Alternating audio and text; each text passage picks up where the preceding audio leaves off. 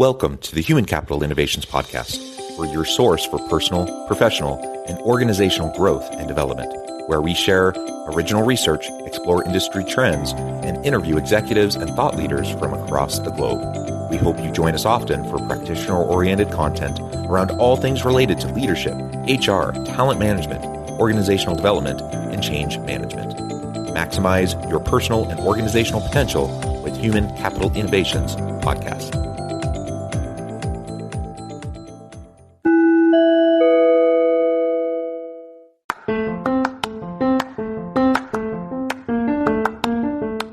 If you enjoy the Human Capital Innovations Podcast, enjoy ad-free listening by going to the Patreon page, and please consider contributing even at the producer or sponsorship level. And please leave a review.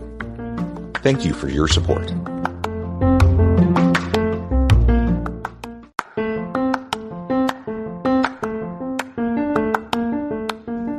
Welcome to the Human Capital Innovations Podcast. In this HCI Podcast episode, I talk with Costa Michailidis about creativity, innovation, and overcoming creativity blocks.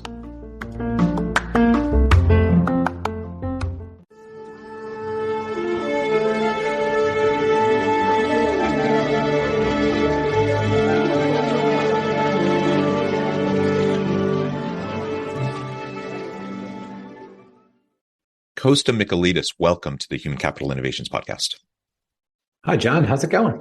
It is going well. Thank you so much for joining me and taking time out of your busy day to share your insights with me and my audience. You're joining us from Florida. I'm south of Salt Lake City in Utah. And today we're going to be talking about creativity, innovation, and how to overcome creativity blocks so that we can have more consistent levels of innovation and creativity and just have an environment and a culture of innovation within our teams, within our organizations. I think every leader wants this. I think very few know how to do it. And so I think this will be a fantastic conversation. I think it will be very applicable to everyone listening today. As we get started, I wanted to share Costa's bio with everybody. Costa began life as a creative misfit, using his imagination to spur havoc, laughter, and the occasional unintended success. Come to think of it, he hasn't changed much over the years. Some of his recent adventures include working with NASA scientists to reimagine the search for life beyond Earth, designing innovation tournaments inside of Fortune 500 companies to send innovation projects, speaking at the United Nations in New York as part of the first TEDx event there, working with a group of cybersecurity experts, and so on and so forth. Just so many super cool things. And even in the pre-interview, as we were just having a nice chat and getting to know each other a little bit, you shared about efforts and things you're doing around freediving, competitive freediving, which I just think is super cool. You are a Renaissance man doing many really cool things. Thank you so much for joining me. Anything else you would like to share with me or my audience before we jump on into the topic for today? Thanks for having me, John. I think I am really fortunate to have found a work in my life that is in tune with my character, personality. I don't know what to call it, but I feel really fulfilled in what I do. And it boils down to helping people use creativity to solve problems that they care about at the end of the day. So that's kind of what makes me get up in the morning on Monday and look forward to my week. Yeah, awesome. And it's super interesting to me as we start this conversation. I like to think a lot about quote unquote artistic types who stereotypically I think as creative people, right? And when I think of someone who's creative, I typically think of a musician or an artist or those types of people, those types of characteristics. But when you really step back for a moment and really think about what it means to be creative and who is creative and what are the elements of creativity, I think it's far more inclusive than that. And I think all of us are creative beings. And in fact, it seems like most of us were far more creative when we were younger, and it was kind of drummed out of us as we conform to social norms and within systems and structures. And so it seems like perhaps we need to relearn the creativity that we knew, as children, as we knew how to play and those sorts of things. So what do you think about that? I know you do a lot of work in the space. What does the research say about creativity, and can it be learned? And if so, how do we learn or relearn creativity and apply that in our lives? Yeah, it's a balance like most things in life. So, and you're absolutely right. Creativity is kind of beaten out of us, typically for most people. It's just not rewarded or recognized. You go to school, most schools are concerned with um, discipline, critical thinking, the skills that were really important for work about 80 years ago. So that with that much of a focus on finding the right answer, there's not a lot of room for creativity. Sadly, the arts get cut. The arts are a wonderful way to cultivate creativity. Creativity and art are different. So let's say you're an engineer. You have to think incredibly creatively to be a great engineer. And engineering, sometimes we think of as the furthest thing from art. And it's like, well, actually, these things are quite related. So a decent way to think about it is there's a part of your mind, and creativity is a superset of a lot of individual skills. So there's a part of your mind dedicated to creativity, or there's a mode that your mind operates in when you are thinking creatively, that is generative. It is generating lots of potential ideas to solutions for a problem. It's generating lots of ideas for what the characters in a book might be like, or what adventures they might go on. That's the generative part of your thinking. And that's creativity. And you can use your imagination. You can enumerate, you can copy, paste, and adapt things. There's lots of individual skills for how people do creativity. But when your mind is in that creative mode, it is generating possibilities. This isn't just ideas and solution oriented. This can be about the question. So when you're trying to figure out how to get to the root cause of something, so you have a predicament. My kids have really poor habits. They're not, responsible enough. They don't eat healthy. I want to teach my kids healthy habits, but what's the root cause of this? And so in the exploration of finding the root cause, there will be a sort of correct answer or a most important factor, but you're probably going to have to think about all the different possibilities. And so your creativity is engaged here, not in generating ideas for solutions, but engaged in identifying potentials for what might be causing the problem in the first place. So this generative mode that our mind goes in, it's useful for clarification. It's useful for identifying ideas for solutions. It's useful for making pivots later on in the process. You're sort of constantly relying on your mind's ability to generate possibilities as you go through a problem-solving process. And then there's the other half of your mind, which is we can call critical thinking. And this is about, okay, that's the universe of possibilities. Which ones are the most likely? Which ones should I pay attention to, select, focus on? And so those two sort of halves in your mind, when they both work well, you can build a bridge. You can invent a new product and bring it to market. The and bring it to market part, right? You can imagine a new product, sit in the laboratory, build it all day. If nobody wants to buy it, it's not that useful. So that critical thinking piece, the reality piece, super important.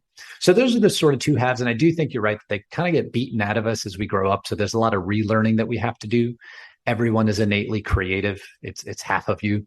And so when we do training programs, a lot of what we're doing is really just tugging at the strings, like inspiring the creativity that's already there. And then perhaps if we're going on to sort of, mastery, high level sort of innovation, we might be sharpening some of those skills, offering more tangible pieces of training material.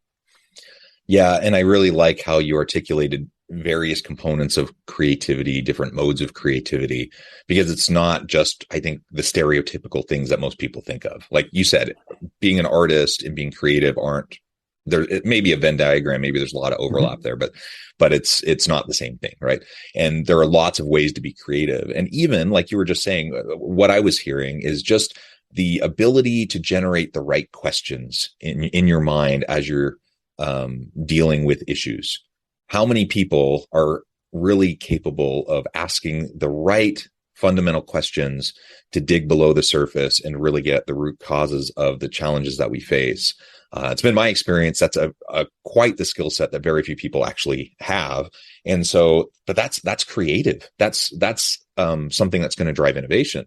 And so I think getting outside of the stereotypes about creativity, I think, is part of what's necessary so we can all see ourselves again as a creative creature.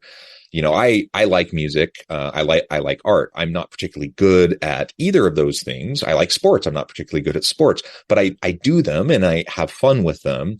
I play the guitar a little bit. I sing and these various things. And just because I'm not like someone that you're going to go pay to see, perform in concert, that doesn't mean I'm not being creative when I do those things, or when I'm consulting and working with an organization to try to help them diagnose problems and try to help implement interventions, change interventions and such. That requires a tremendous deal of creativity. And so as long as we can see ourselves as creative beings and recognize there's a whole range of ways that manifests, then I think we can lean into learning the skills, the competencies and capabilities related to creativity.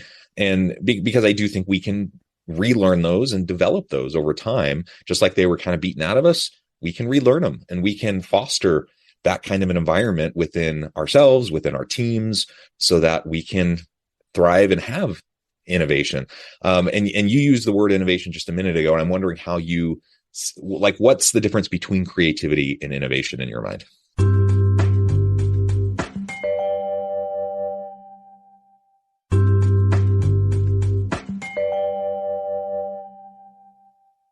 Yeah, absolutely. So let's go through some definitions. Before we jump there are times when I'm in a room full of people, whether it's a training session or a group of scientists, and I will sort of poll the room at the beginning and ask how many people here identify themselves as creative. Go ahead and raise your hand. And I will get, less than half, 20%, something like that.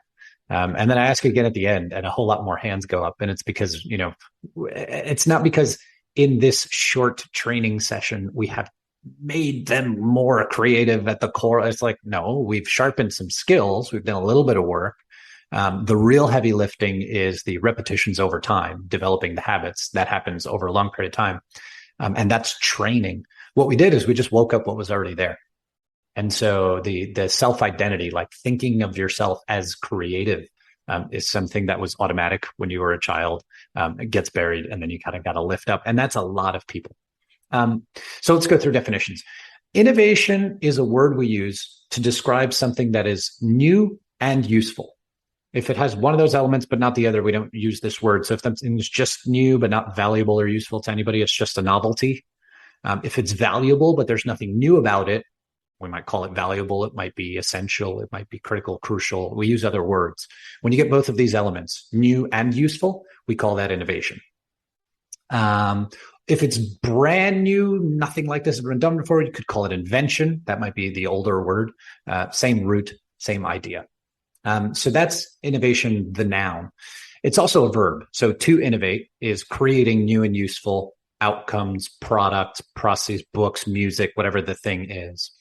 As a way of an example, we all accept that an iPhone is more innovative than a ham sandwich. Ham sandwich could be good, tasty. Actually, it's not innovative, right? Unless you had 3D printed ham sandwiches that we fed to astronauts. Well, now you have something that's new. Like we don't have those now. That would be new. And you have something that's useful, like, hey, astronauts get food that's not, freeze dried. Cool.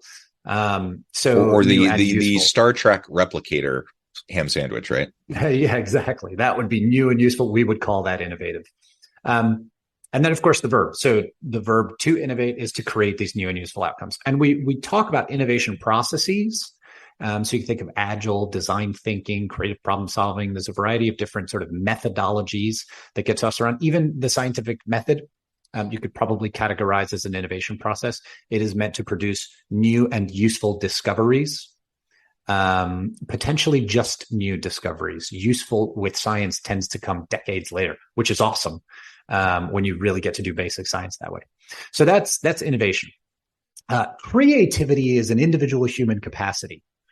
Sometimes we do it socially, like we do it with others, but fundamentally creativity is the individual capacity to do that generative thinking, to use your imagination, to enumerate possibilities, to think about new questions, new ways of looking at things, to generate ideas, new and interesting ideas. That generative part of your mind, we talk about that as creativity. And its expression sometimes is innovation. And so when individual humans get involved in an innovation process together, they use their creativity to solve an important problem. what results from it is an innovation. That's sort of where these two things play together. You can't have innovation without creativity. There's no way to bring newness into the process.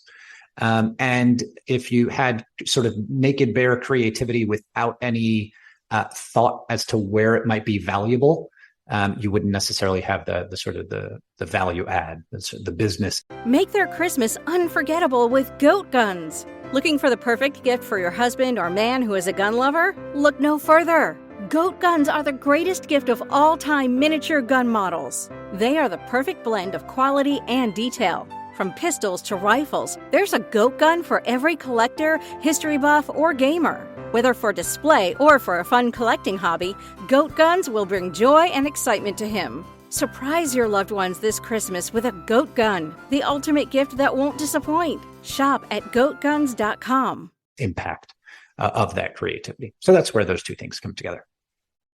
Yeah, that's a great way to think about it. And they usually very often go hand in hand, but they are slightly different. And I think it's important to be able to keep that straight in our minds, because they get used interchangeably a lot. And if as a leader, I want to foster an innovation culture or an environment of innovation and creativity in my team, I need to be clear on what that actually means so that I can actually put steps in place, policies, practices, procedures, culture, all of those things in place to support what I'm actually trying to do. And so often I'll go into organizations and I'll have this conversation, and pretty much everyone says, yes, we want to be innovative, but very few actually have the system set up and an environment set up in such a way that they're promoting innovation.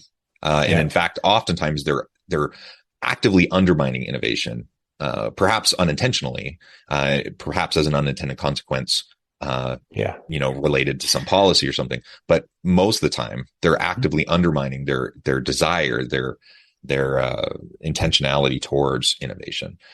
So how do we get past that? So the heavy consulting here, and reel me back if I go too deep into the weeds, is under communication is usually the problem.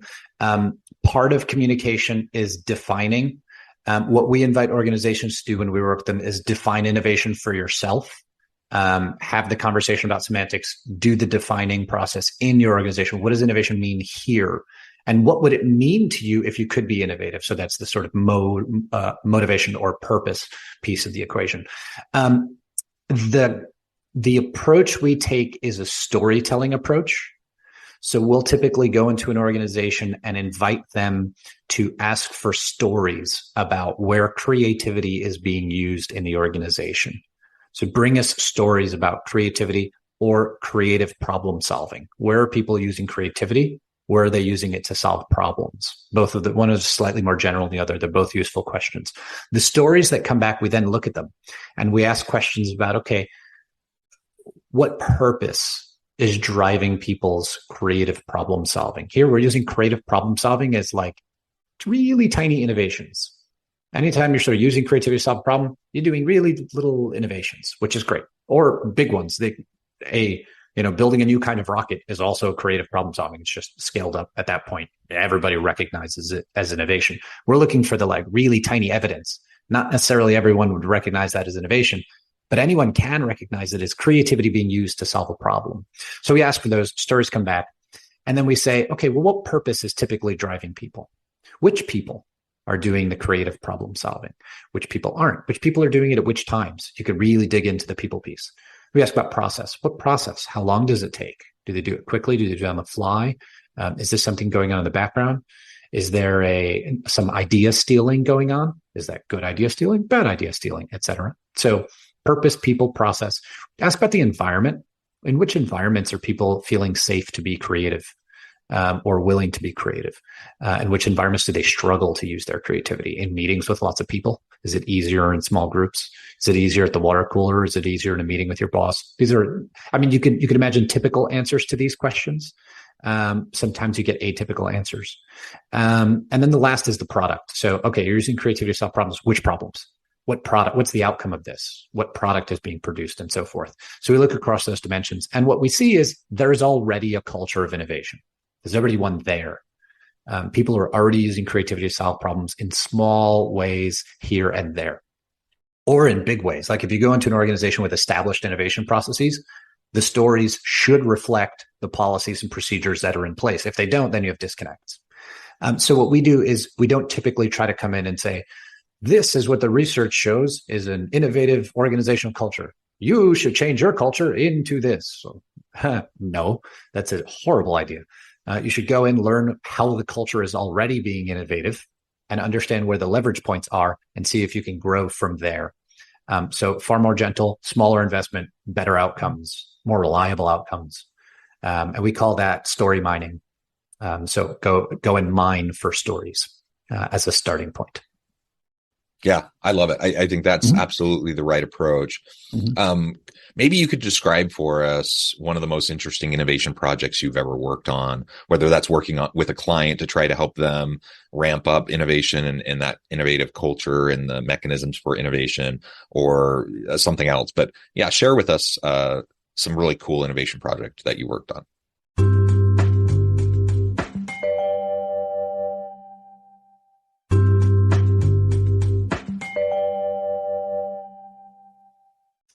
Yeah, so probably the most exciting for me was reimagining the search for life beyond Earth. So this was a project we did with NASA through our sister company, which is called No Innovation, KNOW Innovation. It works better written down. So we ran a project with the astrobiology directorate at NASA, and they had a bunch of invited scientists.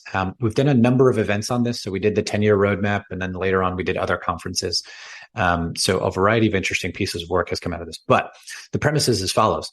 When we look for life beyond Earth, we used to look for oxygen in the atmosphere of a planet far away, liquid water on the surface, certain distance from the star so that it has a certain heat profile. And we're basically looking for planets that look like planet Earth. We're looking for life that looks like us. And then, of course, the question enters the room, which is, what if most of the life out there, if it's there, it's nothing like us, is completely different? How would we find it? And so just purely philosophically crazy and difficult, but there are, a few $1 million, or actually, I don't know what the total budget is for astrobiology, but there are large sums of money directed at answering these questions. And if we did find, for example, extinct bacteria on Mars, or really tiny life that wasn't based on cells, it looked and acted differently. If we find life like that in the dusty surface of Mars or somewhere else, that would have huge learnings and implications for biology here on Earth. It would impact our lives in a positive way. It would take a long time for those discoveries to feed into our actual products and services, our understandings of human health and so forth. So it would take time. The shift in approach that happened over the course of this event was from looking at these sort of typical signs to looking at emergent features of life, and then looking at bundles of those features and saying, okay, and really hard to do when you only have one example to go with. But if life could be many things, what might its emergent features be?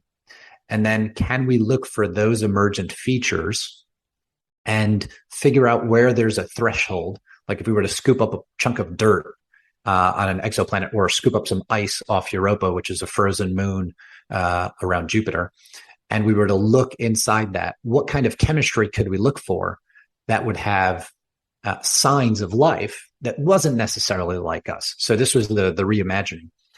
So philosophically fascinating, really cool work. I hope sometime in this century we get to actually see if something, if there are some bugs on some bodies in our solar system. It would be really, really cool to find that. I'm not hoping for little green men. That's a whole other universe of madness. Well, that is so cool. And it's just challenging the fundamental assumptions of everything that they were already doing, right? And taking a step back and asking yourself, well, what if these things that we've assumed that all life is based on don't actually apply to all life? Yeah. So our job in that room was to basically keep asking the else question. What else might it look like? How else might it work? What else? How else? Why else? What else? How else? Why else? It got nauseating after a little while, but we kept shifting their perspective and shifting their perspective and shifting their perspective and introducing variety in the breadth of what they were considering. That was one thrust. There were a few other sort of priorities in the room, 2-day conference, lots of fun. Yeah, that sounds like a lot of fun. And I'm wondering, I note the time, I'm going to have to let you go here in a few minutes, but as we're getting close to wrapping up, perhaps what's one thing you could suggest to me and my audience that we could start doing to overcome creativity blocks and just be a little bit more innovative every day? Yeah, certainly. So the biggest recommendation I make for people doing this is come up with lots of ideas.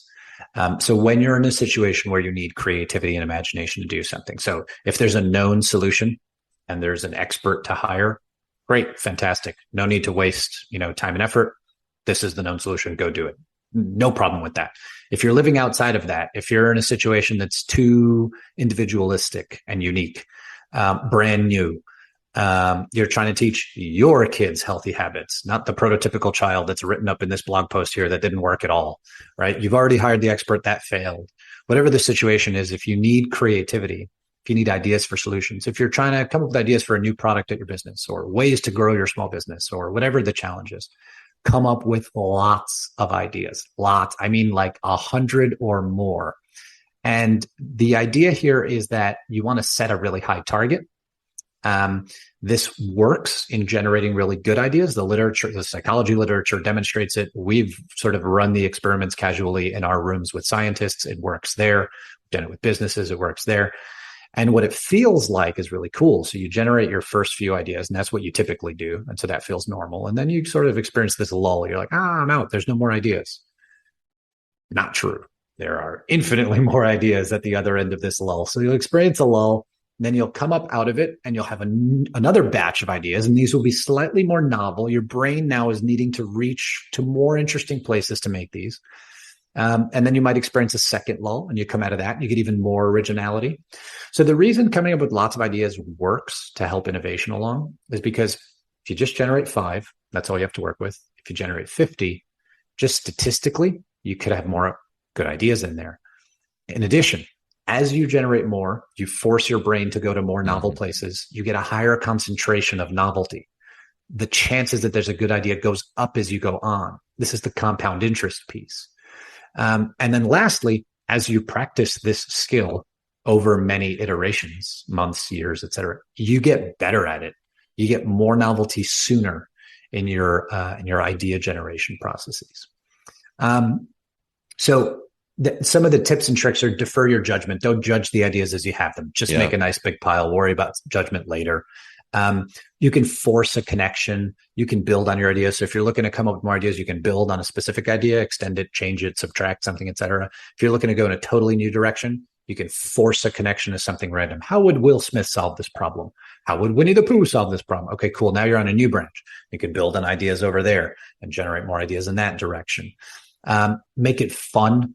Humor demonstrates higher levels of idea generation. There's a whole lot more. So that's the sneak peek. Yeah, awesome. Costa, this has just been a fantastic conversation. You've got me thinking about a lot of things. So I'm excited to just explore this more. Before we wrap up for today, I wanted to give you a chance to share with listeners how they can connect with you, find out more about your work, and then give us a final word on the topic for today. Absolutely. Innovationbound.com/101 is the Innovation 101 course that we have. That's broadly available. It is currently in development. It is discounted, so early bird special at the moment. Price will go up as the course gets worked on and comes to completion. And then just email me. I know it's a podcast, feels weird to email a guest, but yeah, just reach out to me. Costa at innovationbound.com. Would love to connect with anybody who's interested in this stuff. Wonderful. Thank you so much. It's been a pleasure. I encourage listeners to reach out, get connected, find out more about what Costa and his team can do for you. Check out that course. And as always, I hope everyone can stay healthy and safe, that you can find meaning and purpose at work each and every day. And I hope you all have a great week. Do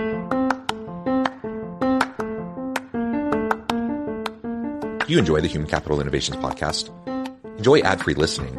by going to the Patreon page. And please consider contributing even at the producer or sponsorship level. And please leave a review. Thank you for your support.